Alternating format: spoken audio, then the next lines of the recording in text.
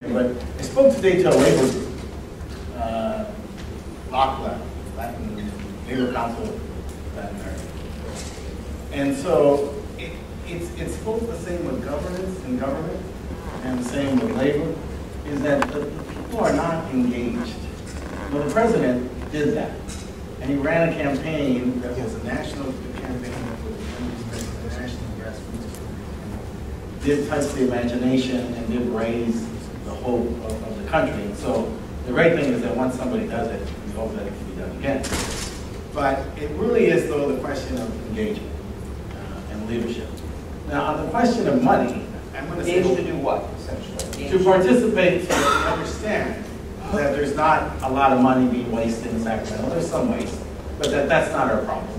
And when you get up one day and you do a budget for $100 billion, and the receipts come in and they're 82, you didn't waste $18 billion. I mean, you just didn't anticipate that was going to happen. That's like you anticipate you're going to get paid, $100 and you get paid 80.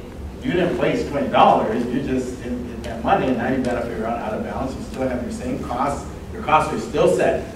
Your transportation costs, your housing costs, your food costs, your energy costs are still the same. Right. You just don't have the revenue that you're expecting. And that's kind of the scenario that we've been given every quarter. When this thing is like endless. But on the question of money, and this is something that might be harder to say today, but I still think it's true. In California, we're not short on money.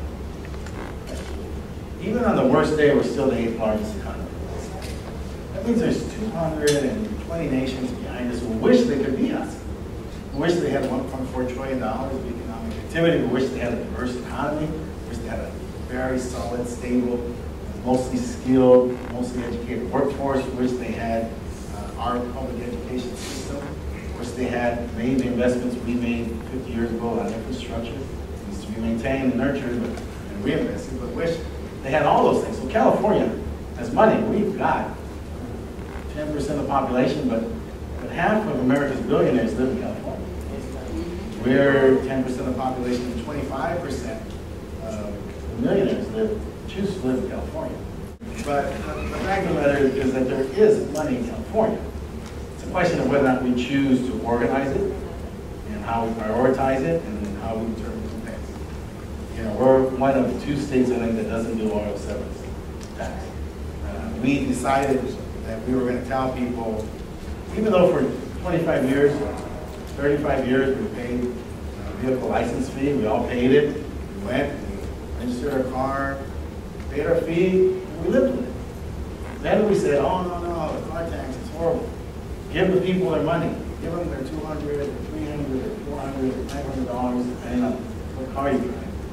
And then somehow the people were going to go and pay for a teacher, and pay for a librarian, and pay for public safety. And that's literally, well, it's humorous, it's really what's happened with respect to BLF. It's over $42 billion since Schwarzenegger's been here of revenue that we would have normally received that we cut.